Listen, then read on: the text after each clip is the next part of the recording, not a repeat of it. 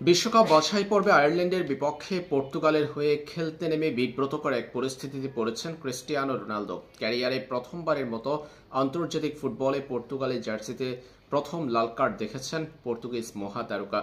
প্রতিপক্ষ ফুটবলারকে কনুই দিয়ে আঘাত করে মাটিতে ফেলে ক্রিস্টিয়ানো রোনালদো আক্রমণাত্মক আচরণের জন্য ফিফার নিয়ম অনুযায়ী ৩ ম্যাচের নিষেধাজ্ঞার শঙ্কায় পড়েছেন।